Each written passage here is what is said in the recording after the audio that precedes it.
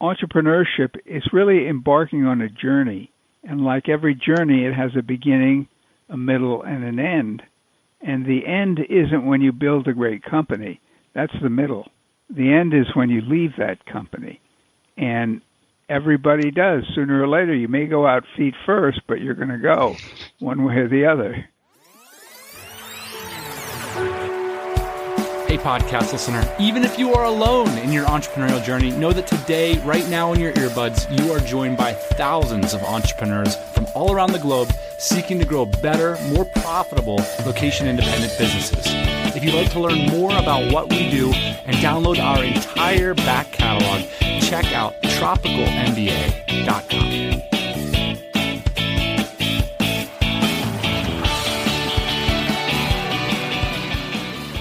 Hey, welcome to the pod. We are back. On last week's show, we announced we were publishing a book about the things we wish we'd considered before selling our business. And Ian, in the course of writing this book, I went onto Amazon and I spent a lot of our company money basically buying everything that was up there about the topic. I saw that. Yeah, I look at the receipts. It's amazing how few books, this is underbooked territory, Ian. Like there's just not a lot of people writing stories about selling businesses. And the ones who do focus on the transaction element, which today's guest thinks is a relatively small portion of the overall transition phase of exiting your business. Honestly, from all the other books that I read, Ian, this was a really hard message for me to swallow. I mean, I thought selling a business was just about getting a price for it that you think is fair. Right. It turns out, I think I sort of experienced it the hard way, and that's why I ended up writing the book, is it was so much more than that. And had I read today's guest's book, which is called Finish Big, and today's guest is Bo Burlingham, I might have gotten to borrow some wisdom before having to sort of learn it on the fly. Yeah, it's funny. We go through these experiences and then we're like, oh, I have to read all about how I felt and why I was feeling this way and what happened. It's like, couldn't go out and proactively read Bo's book. Had to seek it out afterwards for a little bit of therapy. It turns out, Ian, that so many entrepreneurs have regrets about the exit phase and they simply don't need to. So I thought it would be really fun to reach out to Bo, who is author of several books and had a very long career at Inc. magazine. He worked at Inc. magazine for over 30 years. Bo turned out to be awesome. This was a great call. One of the ones you get off the phone and you're thinking about it afterwards, and I really got a lot out of this, so I hope you guys too. I started out by asking Bo the most pressing question. Given that having an exit has almost a mythical status in the entrepreneurial community, why aren't there more books about the experience?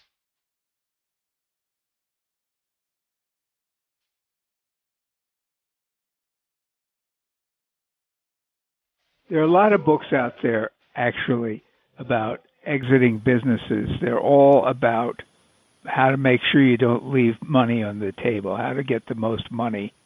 There aren't a lot of books about what's the experience like, which I consider ironic because, if you start a business and you fail, what do? You start over again. If you spend years and years and years building a business and then you screw it up at the end, for some people that's a real tragedy. I think a lot has to do with sort of the whole way that we think about what building a business is, which is, one of the themes of my book. What do you mean by that? Writing this book sort of challenged a lot of ideas that I'd always had about, not only about exits, but about entrepreneurship in general. I'd always thought that basically an exit was sort of an event that happened eventually to everybody, one way or another. And what I realized in working on this book was that it's not an event. It's a phase of the business. You have the startup phase, you have the growth phase, you have the sort of mature phase, and you have the exit phase. Once you look at it that way, you sort of think about exits a little differently. In fact, one of the conclusions I came to was that there are actually 4 stages to this exit phase. The first stage is really sort of an exploratory phase in which, you're basically just educating yourself about what the different options are likely to be. The second phase is what are the different options that you want. It's where you build into your company the kind of qualities that are going to allow you to have the kind of exit that you want. And then the third phase is what most people think of as the exit. And that really begins when you call up a lawyer or an accountant or investment banker, or somebody comes to you and offers to buy your business, and you start really sort of focusing on the actual sale. That phase ends with the deal.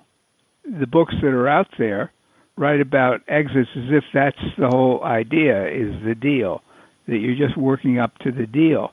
But in fact, there's a fourth phase, which in many cases is the most difficult and also the most important, which is the transition from being an owner to something else. Most people don't prepare for it, and it can be very disorienting. There's one person I talked to, it took him 11 years, really, to go through the process of finding something beyond owning his business that he could really get involved in and get totally engaged in and feel good about. And, the fact that that's a difficult transition is not at all unusual. In fact, I think it happens to almost everyone. We tend to think of the process of building a company as if it's some sort of construction process. But in fact, that's really the wrong way to look at it. Entrepreneurship is really embarking on a journey. And like every journey, it has a beginning, a middle, and an end. And the end isn't when you build a great company. That's the middle. The end is when you leave that company. And everybody does. Sooner or later, you may go out feet first, but you're going to go one way or the other. If you have not prepared for what happens when you're not there anymore, you're doing a disservice, really, to all those people. Your book starts out promisingly like other business books with a encouraging message that if you read this book, maybe you'll be able to finish big and end up on top. But the mood of this book is not like almost any other business book I can recall off the top of my head. At times, it's downright dark. So I can just quote a few times. Does he blame himself for what happened? Yeah, it's hard not to. It just gnaws at me all the time. In another paragraph, you said, he didn't say the word regret, but it hung in the air. I mean, there's stories of suicide. There's stories of incredible financial pressures. Was that a conscious decision on your part, or? It was just a reflection, Dan, of the material I had. I'm a journalist, I'm not some sort of an exit guru or anything like that. In fact, I have to say, when I started out this project, I knew absolutely nothing about exits. I knew one thing. I worked for Inc. magazine for like 35 years, and Inc. magazine never wrote about exits at all. It was all about starting a business. It was all about growing a business. It was all about celebrating entrepreneurs who built big companies and things like that. One of the things that I did for Inc. when I was there was I did for really 20 years a column with an entrepreneur named Norm Brodsky. Norm is a guy who has had lots of experience in building companies, good and bad. He actually went through Chapter 11 bankruptcy at one point, but he came out the other side and he built a company he was really proud of. And we used to write about those experiences and the lessons that he'd learned along the way. And then in, I think it was 2006, he told me that he had just gotten back from an industry event and that he'd been approached there by a company that wanted to acquire his company. And the shocking part was he said that he thought he was going to do it. I was really taken aback because he always loved doing what he did so much. So I said, well, I guess we ought to write about that in the next column. he said, sure, why not? And we wound up doing a whole series called The Offer, which was about Norm dealing with this offer from, it's really a private equity company that owned another record storage business. That's his business. It turned out that this series became very popular in the magazine. People were sort of very curious to know what was happening. I mean, they'd stop Norm on the street and ask him where things were. He wasn't sure what it was going to be like not to be the CEO of this company that he'd had for, 30 years. In the end, he wound up selling the company. That was the end of our series. The lesson I took out of this was that there was tremendous curiosity out there about what it was like to go through this kind of a process. So I went to my publisher and I told him that I thought there was a market for a book like this. And the publisher said, yeah, sure, let's do it. Why don't you do a book on, sort of leaving a business? I said, okay. And I began to do my research. But basically all I knew about exits was what I'd just been through with Norm. So one of the first things I realized was that I had to educate myself. And, how was I going to do that? Well, I decided I needed to talk to other people who had sold their businesses and find out what the experience was like. And I was really sort of shocked to find that I started calling around. And one of the things that really sort of took me aback was the very large number of people, who were filled with regrets about having sold their businesses and were really sort of depressed about it and wish they hadn't done it or wish they'd done it differently. I would say, at least in terms of the people I talked to, it was about half and half. About half, it was a good experience and they were happy afterwards. And then there were about half who were miserable afterwards. So I said, well, that's clearly my book. What's the difference between the ones who wind up happy and the ones who wind up miserable? Today we got a brand new sponsor. They're help keeping this pod in your earbuds. Huge thanks to the Bean Ninja. Do you have anxiety about the mess that your accounts are in? Do you know your numbers? It's that time of year again. The looming tax season. Most bookkeeping professionals think an Amazon product is rainforest lumber. If you identify with any of this, we got good news for you. The Bean Ninjas is a bookkeeping service designed to take those problems and anxieties away. And they specialize specifically in online businesses, so they know what you're up to. You absolutely must know your numbers if you're going to run a profitable business. Let the Bean Ninjas keep your books clean so you can stay focused on business growth. And today, for TMBA listeners, the Bean Ninjas is offering a 1-hour road mapping session to help clarify where your finances are and what your next steps should be.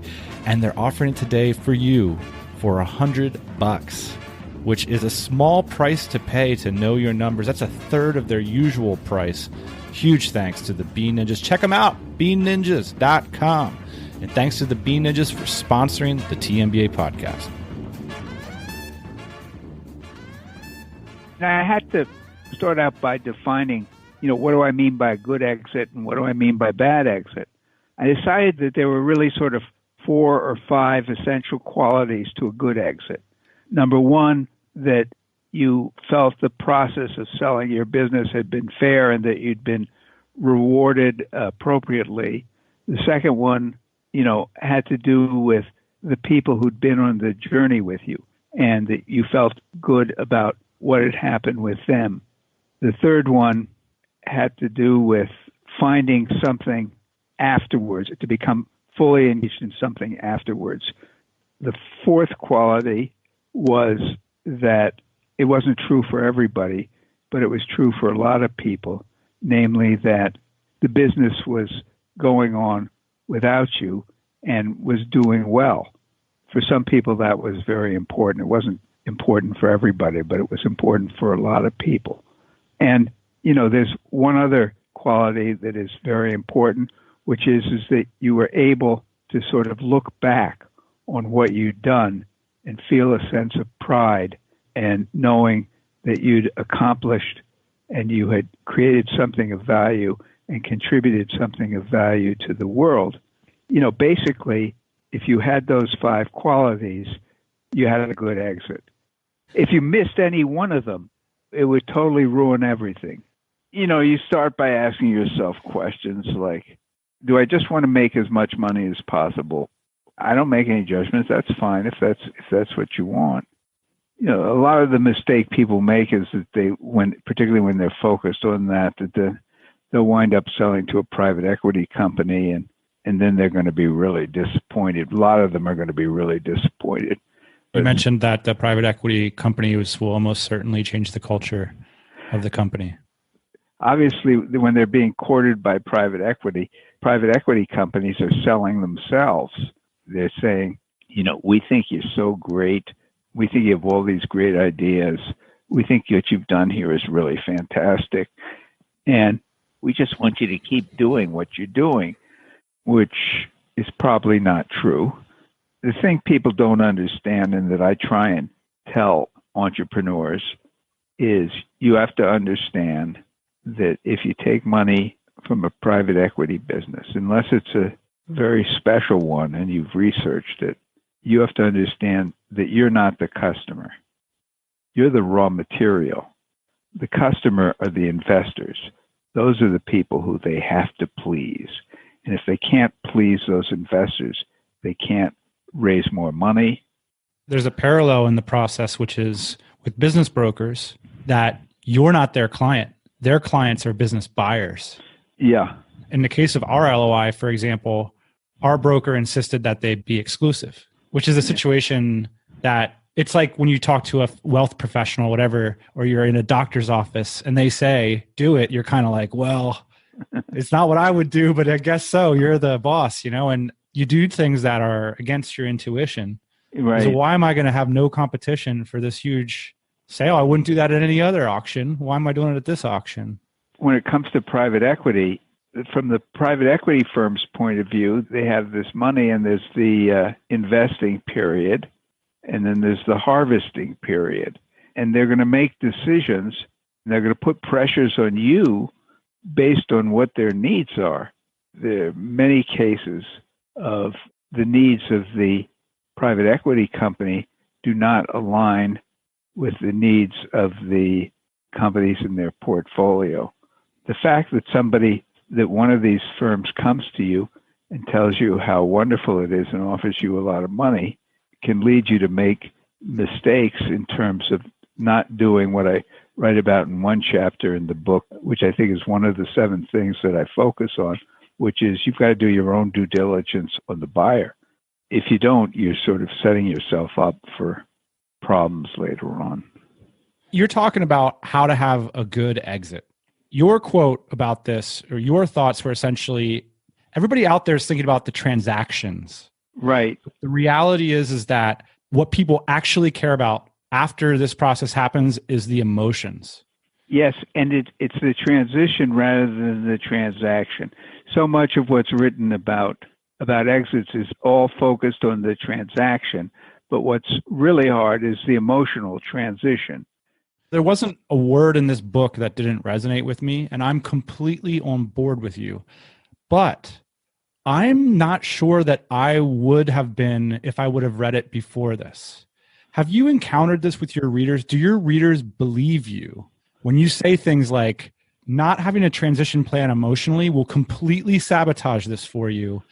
There's got to be a group of people that's like, no, I'm going to have X amount of money. I'm going to be just fine. Yeah.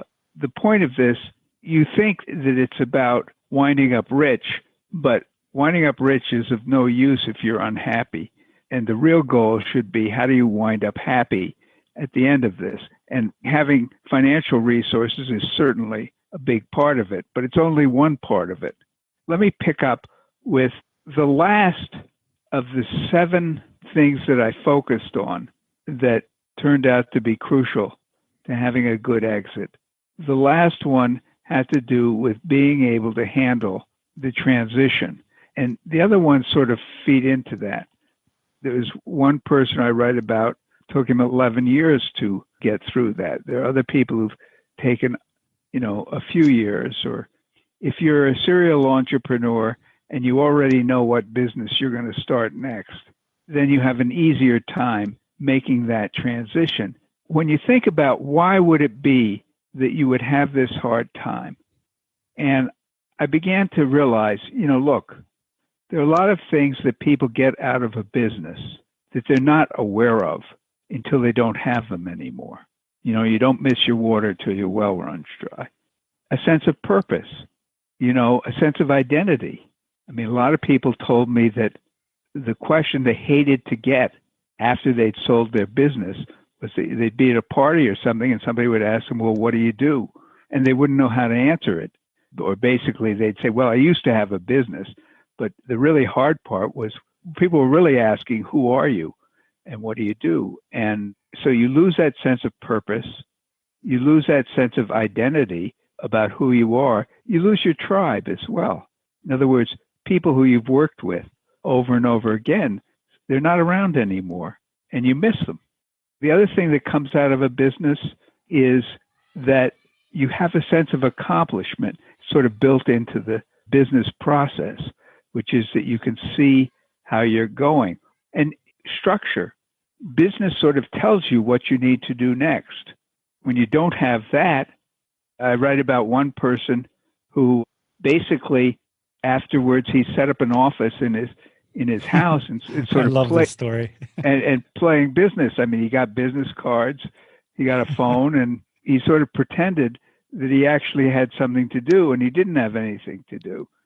And so when I looked at the people who had gotten beyond that, and the thing that I saw was that most of them were in fact spending a lot of their time, were invested in helping other entrepreneurs who had not yet been through the process. And I began thinking about, what happens in business? Business is all about service. I mean, at the very least, you're serving your customers. If you're not serving your customers, you're not going to be in business very long. Most people, they're also serving their families. And for a lot of people, they're serving their employees. So there's all this sort of service that becomes a big part of your identity and your purpose.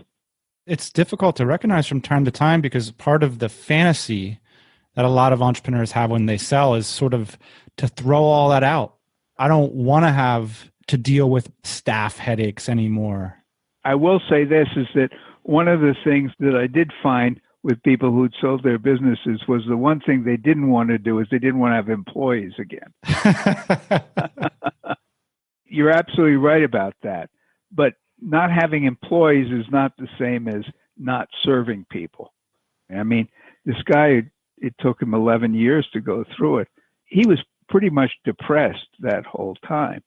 I mean, they had money, but he was still depressed because he didn't know what he was doing and he didn't know what he should do. And he had a family and, that affected his wife. It affected his children. They were worried about him. In fact, it was one of his daughters who eventually sort of helped him figure out a way out by telling him he was such a good teacher. Maybe he should go back and, get a degree and become a teacher. He enrolled in a school, he studied, and eventually he had to do a dissertation. And he did his dissertation on the experience of owners of private businesses when they leave their companies. He went around as he interviewed people. It was very therapeutic for him because he realized that he wasn't alone, that there were a lot of other people who went through a lot of the same things that he did. I'm on my therapy tour right now, Bo. I don't know if you recognized. I was sharing my story with a guy next to me on a bicycle a few weeks ago. And it turns out that we were in the same situation, both moved to Spain, both sitting on our bicycles for a ridiculous amount of time. Was he American? He was American. Yeah. And I kept talking. And I just thought we were exactly the same. Like I didn't get the right amount of money. I didn't do this. I didn't do that. I didn't do this. And here I am now. And so I finally kind of got some bravery up. As you would say, I screwed up some bravery. I said, well, how much did you sell it for? And the number, again, all of our problems are exactly the same, except he made like 35 times as much money as I did. And it's almost an awkward conversation to have because these aren't real life problems. You don't want to say that this is an important problem for everybody to care about. It's an important problem for a particular group of people, namely business owners. I would say especially entrepreneurs. It's very rare that people go through that process without getting emotionally involved with their businesses. And that has consequences. Look, it's pretty rare that people go through the process of growing a business without getting emotionally involved, particularly if it's your primary project and source of income over the course of many years. This is an important point that Bo makes in his book, but it's not really something that the entrepreneurial community as a whole gives a ton of attention to. Anyway, the fact that we don't do this has consequences down the line, and it raises its head in an exit when you come into contact with someone who very definitely has zero emotional involvement in your business or is emotionally involved in a very different way. And that's the broker who you employ to sell it and the professional staff that you surround yourself with. This is something about in retrospect that Ian and I were a little naive about when we made our sale.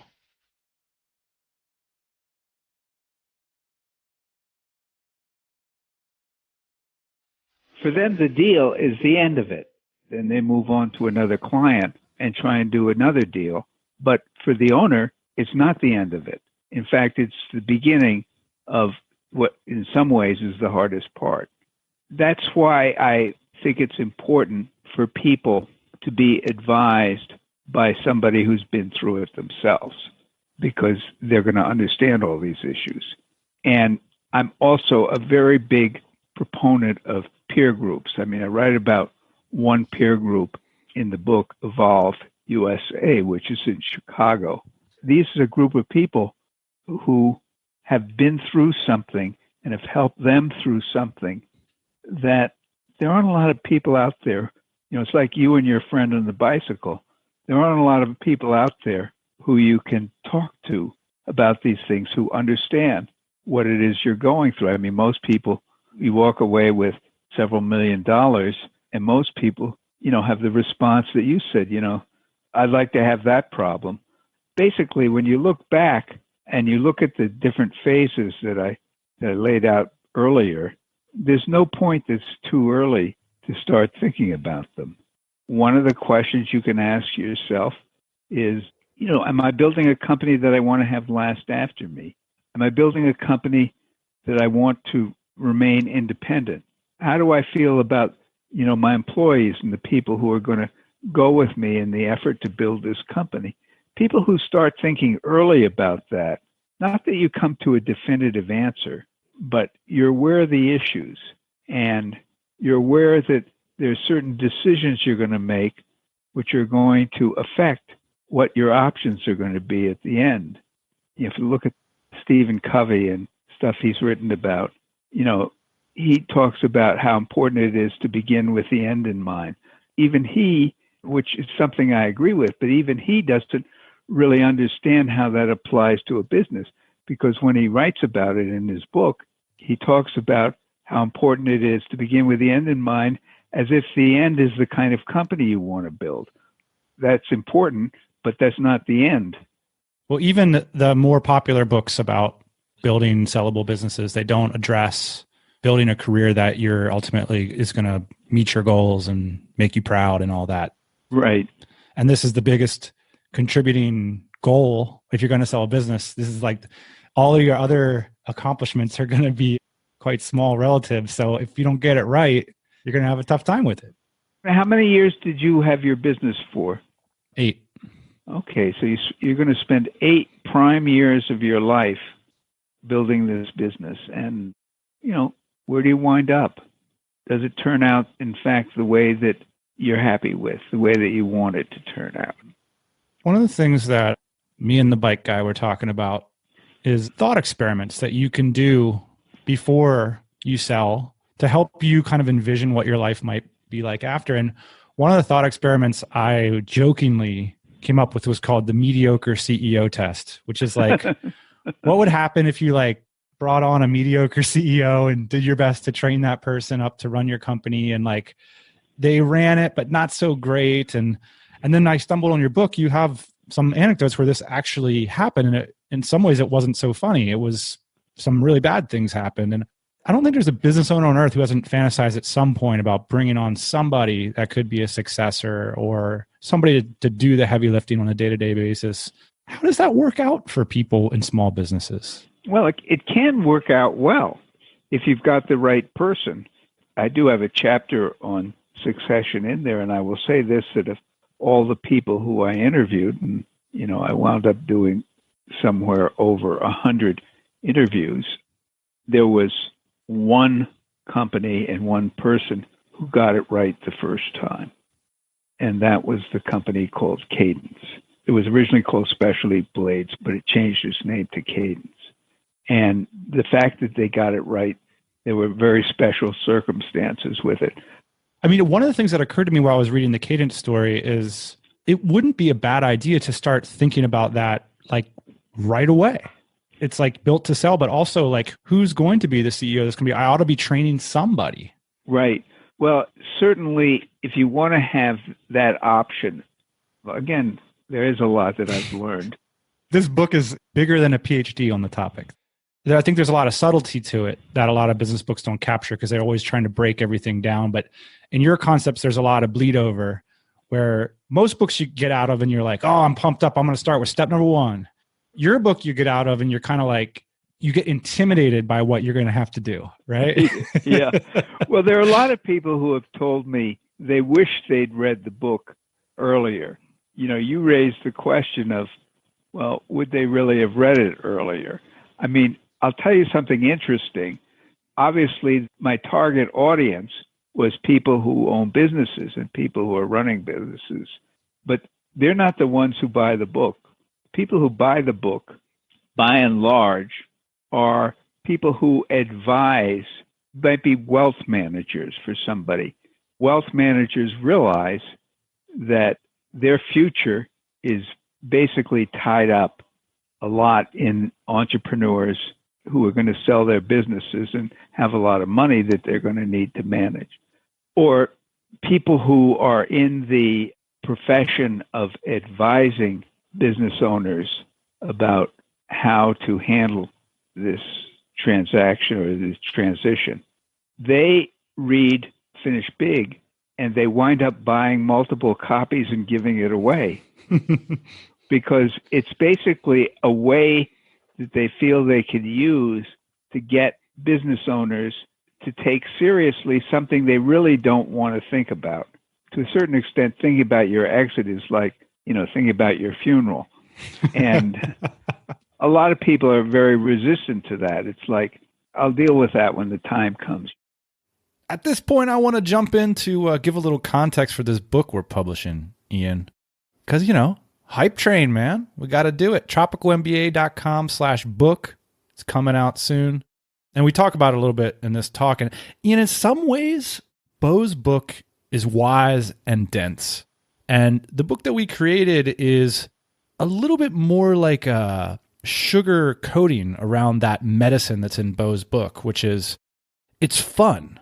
Like you don't need to be selling a business in order to get value out of the book. It's like these thought experiments about your life that would be fun and easy to do whenever. The reality of like doing the things that are necessary that you need to do in order to be successful in exiting your business, those things aren't always fun and easy. Yeah.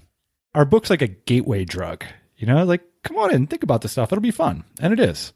And this grew out of talks that me and you gave. So I basically appropriated one of the talks that you gave at an event. And then I sort of smushed it together with a bunch of these thought experiments that I had been sort of talking about with entrepreneurs, just like in friendly environments. Like, hey, have you ever done this? And I'll just list the names for you because I've named them. They're called the Lifestyle Ladder. You might have even named that one. At this point, you just take credit for everything. I haven't been paid for it yet, though. I'm waiting for my author check to come through. Number 2, the mock tax rebate featuring the mediocre CEO test. The number 3 thought experiment in the book is called the hidden upsides. The number 4 is called the cash conundrum. And number 5 is called the dirty secret. And so I referenced some of these as Bo and I continue to talk about sort of like, they're basically fun party tricks and games. And so let's get back to our conversation with Bo. The guy on the bicycle said to me, we have this one test that's like, he's like, I wish I would have just like walked away from my business for a month, like on a vacation, because I'm walking away for the rest of my life. I should have tested it out for a month. I'm familiar with that. There's somebody in the book who basically had the same feeling, Bruce Leach. One of the points that I make, I believe this is the most important thing in business, period. Building the business, whether you're building the business, building a company, or leaving a company. And that is knowing who you are, what you want, and why. That's not something that, you say, okay, I'm going to spend this weekend figuring out who I am, what I want, and why. That's something you spend your whole life doing. And a lot of times it's difficult when bad things happen. That's when you really sort of figure out things about yourself. But the point is that if you don't know who you are, what you want, and why, you wind up doing what other people tell you to do.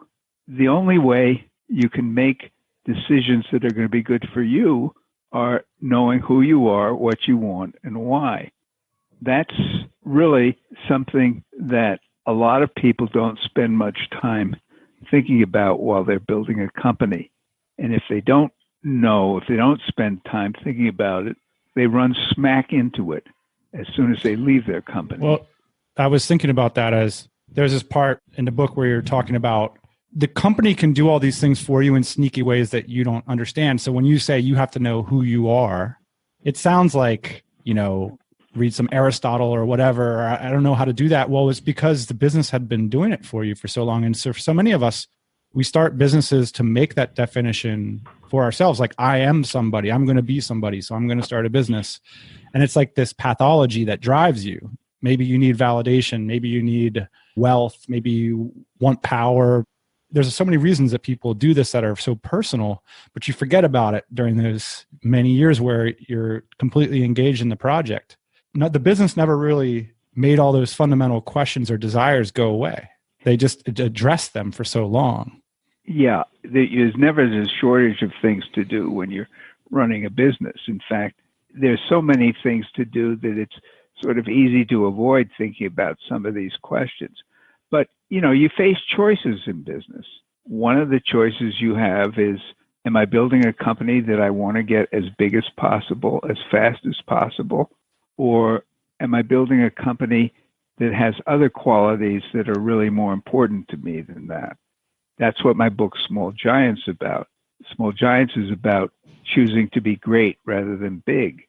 Part of the reason it's important in that context to know who you are is because a lot of people will tell you what you should do. I mean, you may make decisions. I've got lots of examples there about entrepreneurs who've made decisions, and literally everybody, all their advisors, were telling them they were crazy.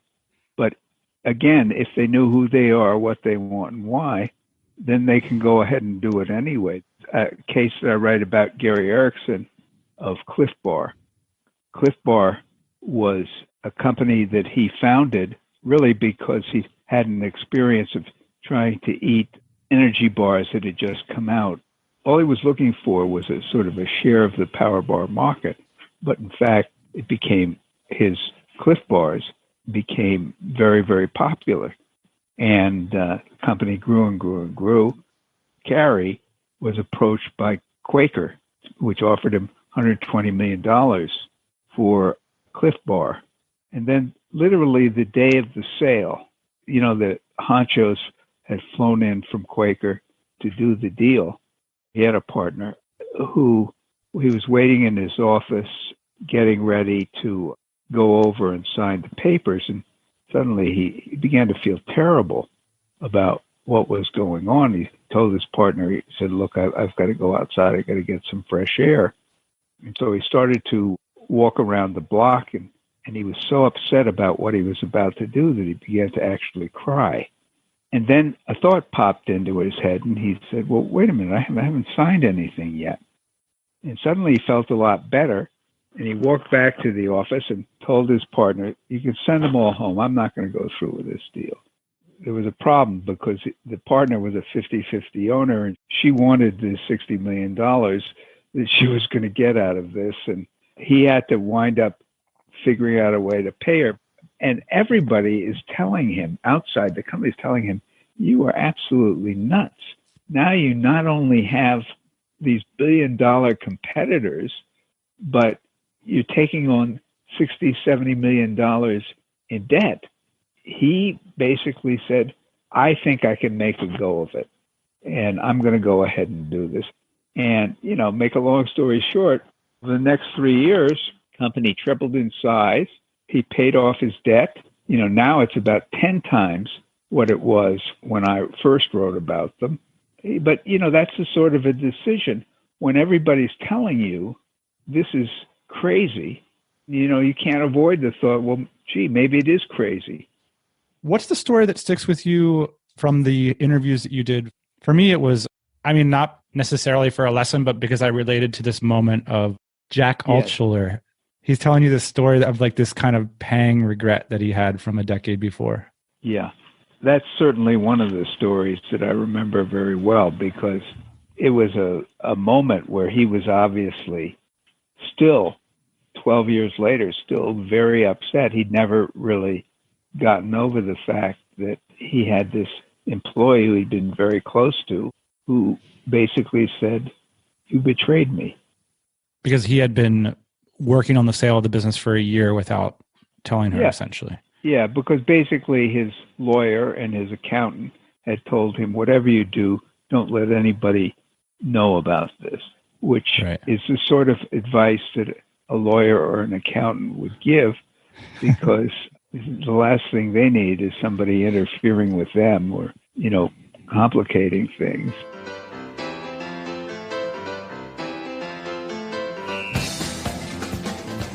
Can I ask you some questions about writing?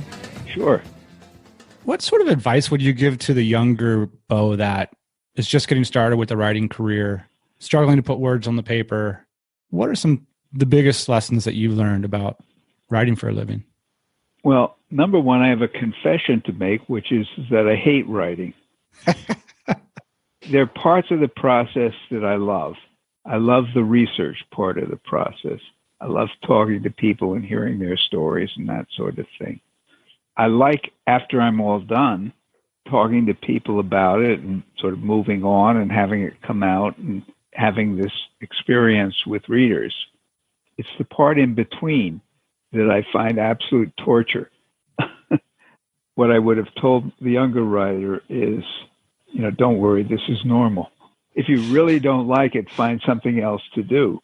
And in fact, I tried to find something else to do. I became an editor for a while, and what I found was that my identity was as a writer and that I needed to go back to it. When you take the research, these 100 interviews, and you head out on a draft, do you have an outline of how you're going to approach the book? And how different does that look to what the final product ends up being? Once you have all these interviews, there are a lot of challenges because you've got all this material. And the question is, how are you going to find it when you need it? And what system are you going to have? I had to sort of invent that for myself. But the kind of writing I do, it's a part of the process. It's extremely important, but most people, don't even think about it. And it takes a lot of time. I do early on try to come up with an outline. For me, the simpler the chapter outline, the better. I basically want it to be transparent to my readers what I'm doing. Like with Finish Big, for example, I realized that I needed an opening chapter that sort of laid out what it was that I was going to be writing about. And I had to do 3 versions of that because I was sort of figuring it out as I went along. And then I said, well, okay, I've got these 7 or 8 things that go into having a good exit. I should probably devote a chapter to each of them. And that gives me a framework, really, for telling the stories of the people. And then I have to decide okay, well, what are the appropriate stories to go in each of these chapters? The other thing is that an editor is very, very important to me, particularly when I'm writing a book, but actually when I'm writing articles as well, because what happens is you lose perspective. You get so close to whatever it is that you're writing that you don't know if it's any good anymore. Your book feels very true. It feels like it's an honest account of what happened in these people's lives. Author doesn't feel like he has an agenda. It feels like you can resonate with it. I guess for the longest time in the business world, I've wondered why there isn't more journalism about it. It feels like what's happening, like the people that I meet aren't necessarily the people that show up in blog posts and in books and on television and things. It seems like there's a big separation there. Well, I would say that I got lucky in that I never intended to go into business journalism. Frankly, I was pretty extreme on the left when I was a kid and growing up. And the last thing I wanted to do was to write about. I thought business people are douchebags, right? I thought business was sort of the root of all evil. I was. I can relate to that. Then I got to a certain point where I was sort of a general interest magazine writer at that point. I've been doing that for a while, but I was freelance, and freelance is feast or famine, mainly famine. I got to a point, where my wife and I had 2 young kids, and I realized that I needed to get a real job. Right about that time, a headhunter came along who was looking for somebody to go write for Fidelity Investments. And I said, well, they don't want me. I mean, I don't know the difference between a stock and a bond. And she said, that doesn't matter. They can teach you all that. Then, as it happened, after a year, I got called by a friend who was working at this new magazine in Boston, where I lived, called Inc. Magazine. It was a startup. They were looking for people who had a background in sort of general interest magazine writing, but who knew something about business. And by virtue of my having been at Fidelity for a year, I knew something about business. Not very much, but I did know a little bit. So I went and interviewed for that, and they offered me a job, and I took it. This was in January of 1983. I wound up in the world of entrepreneurship at a really exciting time. People like Steve Jobs and Bill Gates and so forth, who were sort of emerging as a whole new, these were business people like totally shattered the images that business people had. I was lucky because I was in a situation to get to know a lot of entrepreneurs who were starting companies that became household names at a point when their companies were very small and they themselves were very young. All the focus back then was on Japan and Japanese competition. And we could see that, in fact, the really big competition in the future was not from Japan. It was from these young companies that were absolutely changing the world. And we were there, it was sort of chronicling what was going on. And that was very exciting. Then I co-authored a book with one of the people who I admired the most, a fellow named Jack Stack. We wrote a book called The Great Game of Business. The book, The Great Game of Business, was part of a business revolution in the 20th century. It helped to introduce this concept of open book management, which at the time was a new way of running a business that empowered employees to grow companies by being introduced to the numbers, essentially, that were at the core of the business and that they were responsible for. Was that book your big career break, or how do you look back on that now? I look back on it as one of the most important books that I wrote. I have this theory about books, which is that a book is going to be a big book if you tell people something they already know, but a lot of people are telling them that they're stupid. And in fact, there were a lot of people who thought, yeah, I'd sort of like my employees to understand how this business works. But their accountants and their lawyers and everybody was saying, oh, that's a really bad idea. In business, historically, there was always this sort of tension between the soft side and the hard side, between the people side and the financial side. And they were always sort of seemed to be at war. And what Jack figured out was there's a way you can eliminate that. And how do you eliminate it? You eliminate it by putting the finances in the hands of the people. If the people understand the finances and are sort of involved in sort of creating value and have a role to play in terms of the big decisions, that you don't have that conflict between the finances and the people anymore. Have you noticed over the years, are there companies that doesn't work for, or would you be willing to say pretty much most companies would benefit if you had the stones to implement this properly? I think it's the most powerful tool that I've seen in business. It's not easy to do. It takes a lot of training. There are a lot of challenges. If it's something you want to do and you're willing to put in the time and effort to make it happen and make it happen the right way, it's an incredibly powerful tool. I mean, just think about it. In most companies, you have, 5 or 6 or 10 or 20 people at the top who sort of know what's going on and are telling everybody else what to do. If you have one of those, and in the same business, you have got another company where you've got 100 people who know, everybody knows what's going on and knows what they need to do in order to be successful. Who's going to be more successful? One of the best moments in Finish Big was when the factory worker raised his hand and said, of his employee stock share, which was he was counting on for retirement, he said to the owner, well, if all your cash is in our inventory, how am I going to eat that? Yeah. Basically. Right. That actually was Jack Stack's company, that example.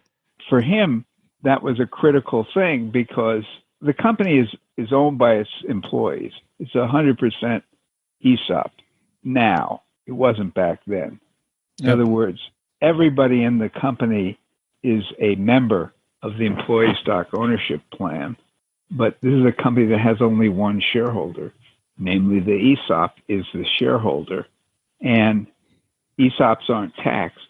So if you have like an S Corp and the owner of the company is this ESOP, everything that flows through doesn't get taxed.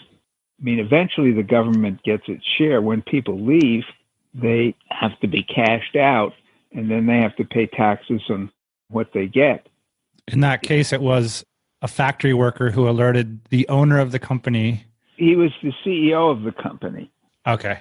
Basically, he believed in employee ownership, and he had brought in all these people as owners, and he saw it as, well, gee, this is going to be great. We're going to have everybody working together. And the guy said, well, basically, he said to him, where are you going to get the cash to pay me when we're done? And he thought about it. He said, that's a really, really good question. I don't know, but I better figure it out. And he really spent, the next 20 years figuring it out. Bo, my last question is the hardest one. A lot of sort of ambitious, bright-eyed, really smart people listening to the show. They're probably running their first business, maybe second. What's one thing that you'd hope people would take away from the stories that you've been telling that they could implement in their lives and business? The biggest thing that I would hope they would take away would be an understanding that this is something that lies in their future and that they can't avoid. Everybody exits their business. As I said before, you can exit feet first, but you're going to exit. Your journey isn't over until you've moved on to something else and you're really engaged in that and you're excited about it and you really want to do something with it. And the earlier that you realize that, and you realize that you need to start thinking about this and you need to start educating yourself about this, the better off you're going to be. There are constant issues that are coming up that you have to deal with, but you can't put this off. You can't put off thinking about this as long as most people do and still have a good chance of having a happy exit, because The last thing you want to do is spend your whole life building a company and then figuring out your exit, and then have somebody come along and offer you money, and you wind up selling the company, and you wind up being miserable afterwards. There are ways to avoid that happening to you, but you really have to start early to think about them. Oh, thanks for being on the podcast. I really appreciate it. Happy. Really great to talk to you, Dan.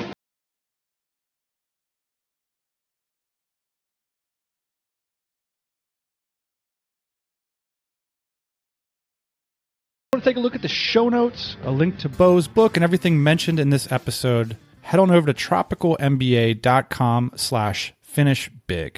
And if you're interested in being the first to know when our book goes live in just a few weeks now, head over to tropicalmba.com/book.